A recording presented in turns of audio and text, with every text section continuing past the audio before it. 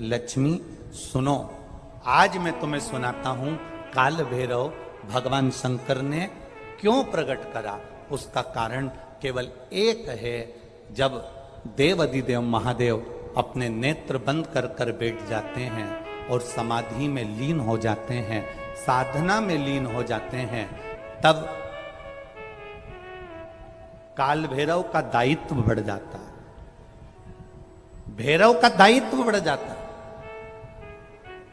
और भैरव का क्या दायित्व बढ़ता है तो सुनो लक्ष्मी, भैरव का दायित्व यह बढ़ जाता है कि जो शंकर के शिवालय में पहुंचता है, जो शंकर के शिवालय में पांव रखता है, जो शंकर के शिवालय में अंदर पहुंचकर शिवालय में अपना चरण रखते रखते रखते रखते देहली से जब अंदर जाता है और शिवालय में शंकर भगवान के शिवलिंग की आराधना करता है, जल चढ़ाता है, शमी पत्र चढ़ाता है, बेलपत्र चढ़ाता है, कमल पुष्प चढ़ाता है, भगवान की श्रृंगार कर कर चंदन अबीर गंध से जो पूजन करता है भगवान की, जब वो अंदर प्रवेश करता है तो भैरव का दायित्व ये हो जाता है कि उसके दुख को भैरव उसी समय पर भक्षण कर लेता है और उसको सुख देकर भेज देता है। यह भैरव का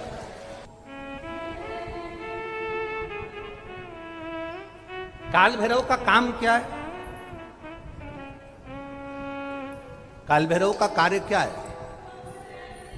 ये यहां राजस्थान की भूमि पर तो वैसे भी भैरू जी के मंदिर बहुत है। बोलो सही है कि गलत है?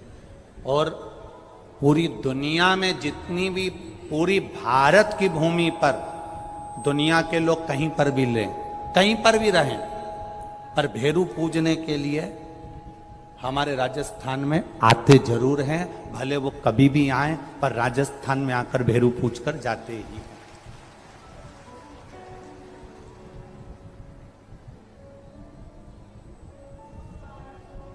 भैरव का काम क्या है?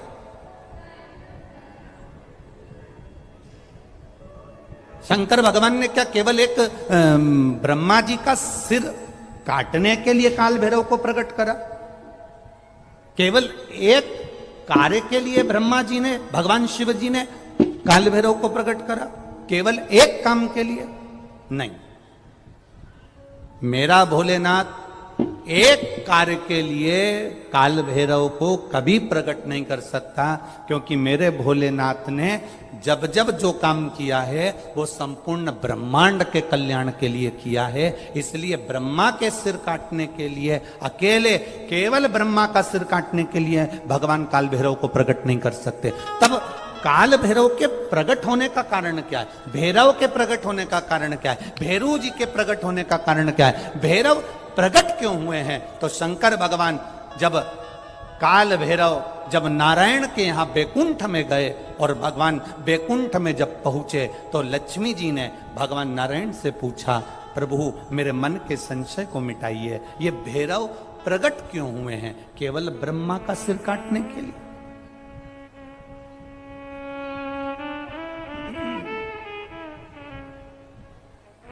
क्या ये ब्रह्मा जी का सिर काटने के लिए प्रकट हुए? आखिर भैरव प्रकट क्यों हुए? केवल एक ब्रह्मा का सिर काटने के लिए? भगवान विष्णु ने कहा नहीं, केवल ब्रह्मा का सिर काटने के लिए काल भैरव नहीं प्रकट हुआ। ब्रह्मा जी का सिर कट गया था, काल भैरव को भगवान शंकर ने प्रकट कर दिया था और काल भैरव ने जाकर ब्रह्मा जी को अपने हाथ की उंगली का नख तोड़कर उनका शीश काट दिया था। काल भैरव, जब काल भैरव ने शीश काट दिया, शीश कट गया,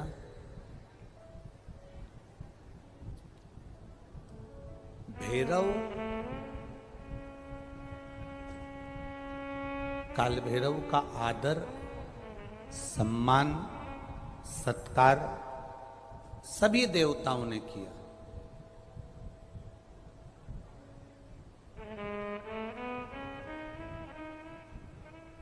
भैरव क्षेत्र का देवता होता है। भैरव।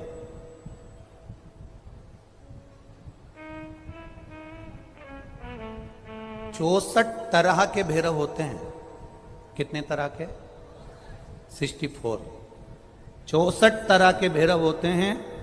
और 64 तरह के भैरव, जितने भैरव होते हैं उतनी भैरवी होती है। क्योंकि शिव के साथ शक्ति जरूरी है, भैरव के साथ भैरवी जरूरी है। क्योंकि भैरव शंकर भगवान का एक अंश रूप है, क्योंकि शिव ने उसको प्रकट करा। हाँ, दुनिया के लोग भले भैरव जी को बदनाम करने में लगे, ये तो शुरू से चला आ रहा है। भैरव जी को कोई बीड़ी पिला देता है, कोई सिगरेट पिला देता है, कोई कह देता है कि भैरव बाबा को तो बीड़ी दे दो, भैरव बाबा को तो सिगरेट दे दो। ये ढोंग और प्रपंच मेरे शंकर की कथा में नहीं है।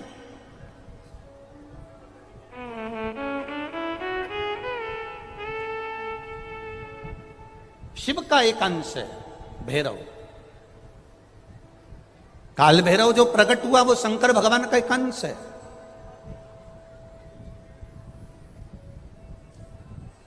काल भैरव जो प्रकट हुए वो शिव का एक अंश रूप है। और काल भैरव जब प्रकट हुए, सारे देवताओं ने उनका आदर करा, इंद्र ने उनका सम्मान करा, इंद्र उनकी सेवा में लगे, वायु देव, गरुण देव, वरुण देव, जितने भी देवता हैं सब ने उनका आदर करा। अब आदर करते करते करते करते माता लक्ष्मी जी ने भी काल भैरव को निमंत्रण दिया। जरा सुनिएगा, बहुत सुंदर कथा है पुष्कर राज की। इस कथा को अपनी जिंदगी में उतारना जरूर। काल भैरव का निमंत्रण माता लक्ष्मी जी ने दिया।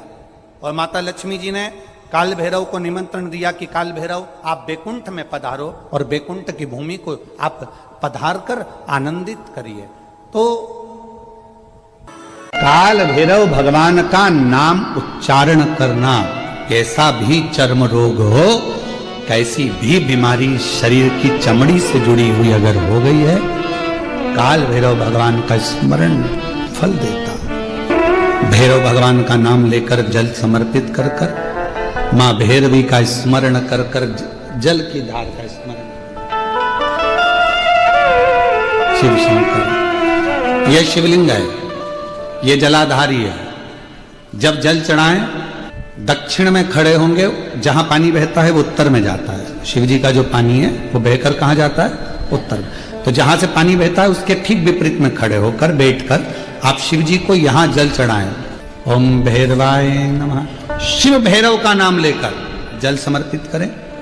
मां भैरवी का नाम लेकर यहीं से जल की धार यहां चढ़े। जो जलाधारी है गोल चौकोर, जो भी जलाधारी आपके पास के मंदिर में, वहां भैरवी का, मां भैरवी का नाम लेकर, पहले बाबा का भैरव शिव का नाम लेकर यहां और मां भैरवी का नाम लेकर यहां जल समर्पित करें। जो जल चढ़ता है उसी जल का प्रोक्षण अपने शरीर पर करें, या थोड़ा सा झेल कर लाकर उसको पूरे जहां जहां तकलीफ है पूरे शरीर में लगाना प्रारंभ करें। डॉक्टर की दवाई भी खाते रहें, इलाज भी कराते रहें, और साथ में ये बाबा भैरव का नाम भी लेते रहें। आराम लगेगा, होगा। शिव तत्व की प्राप्ति का सुख है। भगवान भैरवनाथ का स्मरण। लोग कहें कि कई लोग कहते हैं शंकर जी अलग हैं, भैरव अलग हैं, कोई कहता है शिव अलग हैं, भैरव अलग हैं, कोई कहता है जगत जननी दुर्गा अलग है, भैरवी अलग। ना ना ना, ये व्यर्थ की बातों में आप मत पड़िए। शिव महापुराण, हमारी बात पर भरोसा नहीं तो शिव महापुराण की कथा लेकर आओ, गीता प्रेस गोरखपुर की, और शिव महापुराण की कथा को हिंदी में अपने घर में रहकर जब फुर्सत मिले तब पढ़ो तो आपको ज्ञात हो जाएगा मुझे प्रकट क्यों करा, किस लिए प्रकट किया। जिस समय पर काल भैरव प्रकट कर 64 योगिनियां नृत्य कर रही हैं, मां कंकाली काली भी नृत्य कर रही है, देवियां सब प्रसन्न है, देवता स्तुत है, और शंकर भगवान मंद मंद मुस्कुराते हुए काल भैरव को प्रकट करते हुए कहते हैं, काल भैरव पूछता है मेरे को प्रकट करने का कारण क्या है, क्यों प्रकट किया, किस लिए।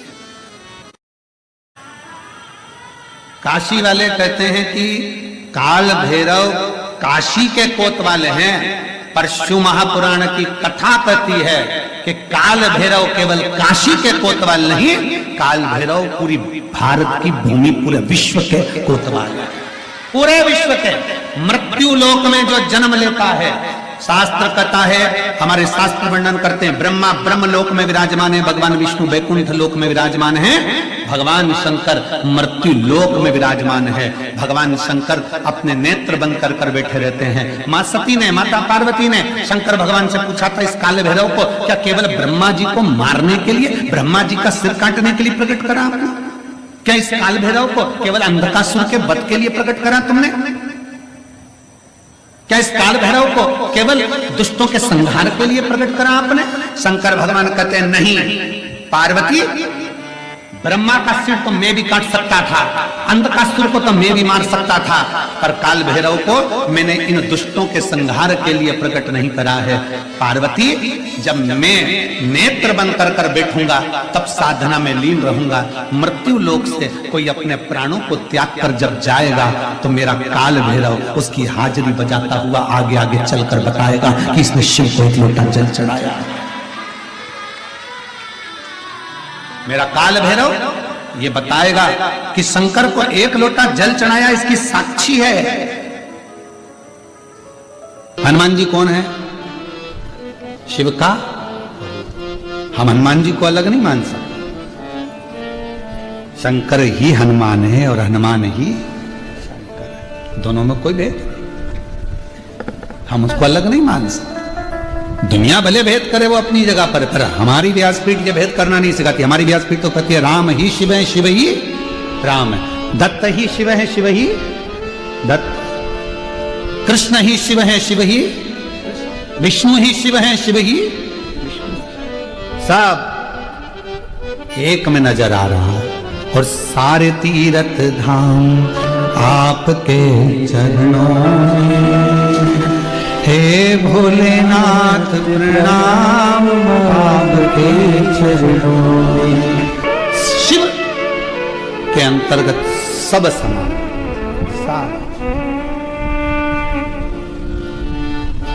यहां शिव से अलग कुछ नहीं। जब ब्रह्मा जी झूठ बोल दिए, ये शिवलिंग में से निकली हुई वाणी असत्य है, तब मेरे देव अधिदेव महादेव भगवान शंकर ने अपना स्वयं, मेरे शिव जी ने अपने ही अंगुष्ठ भाग से, स्वयं अंगुष्ठ भाग से काल भैरव को प्रकट किया। जितना रुद्राक्ष में बल होता है, शिव जी के नयन अश्रु से प्रकट हुआ रुद्राक्ष, वैसा की वैसा ही बल काल भैरव में होता है, भैरव में होता है, बटुक भैरव में होता है, वैसा कि वैसा। किसी भी अष्टमी तिथि को 12 महीने में शुक्ल पक्ष कृष्ण पक्ष की अष्टमी तिथि पड़ती है।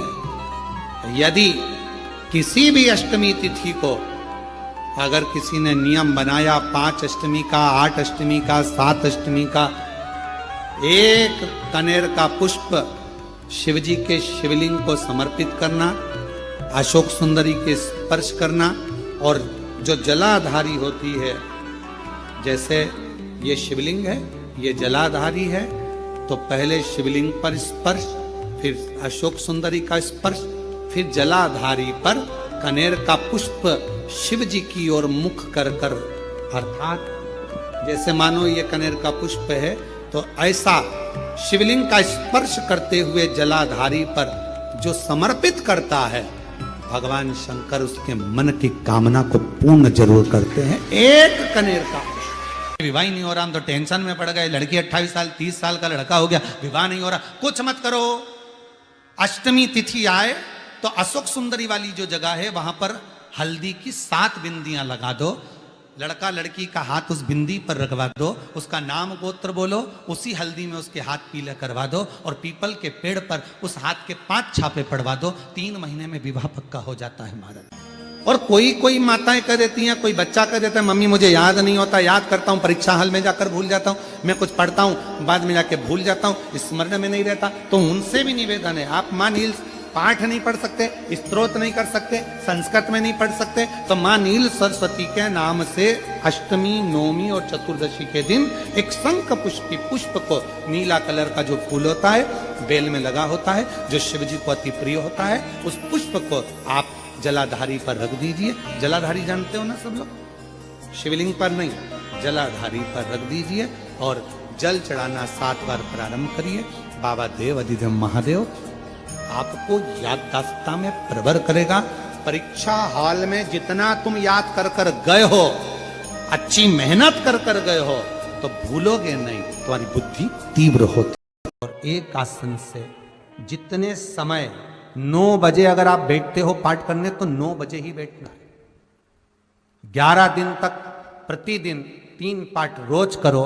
एक पानी का लोटा, कलश, तांबे का जल, अर्थात तांबे का लोटा हो, स्टील का लोटा हो, तुम्हारे पास जो कलश हो, उसमें जल भरकर, एक सिक्का उसमें पटक कर, एक लौंग पटक कर, प्लेट से ढककर रख दो और प्रतिदिन बस टाइम पर बैठकर पाठ करो। 11 दिन पूर्ण होंगे, जिस कामना से आपने पाठ करा है, बस वो सिक्का, वो लौंग कलश में से निकाल लो, जल का आचमन करो और जिस काम के लिए करा है वो जल उस प्रयोग में ले लो। उस प्रयोग, किसी से बात करने जाना है तो वो जल पी कर जाइए, कोई से हाथ मिलाना है तो वो सिक्का, वो लौंग अपने हाथ में रखिए। अगर अष्टमी पड़ जाए तो ऐसी कोई बीमारी नहीं जिसका इलाज ना हो पाए। कुछ ना करिए, हरा मूंग की कटोरी भर लो। मूंग जानते हो, हरे मूंग, मूंग की दाल होती है ना, जो हरा मूंग, आखा मूंग हरा की कटोरी भरो, उस पर गुड़ की एक खोड़ी, गुड़ की बट्टी, गुड़ की एक बाटी उस पर रखो, 5 बेलपत्र रख लो।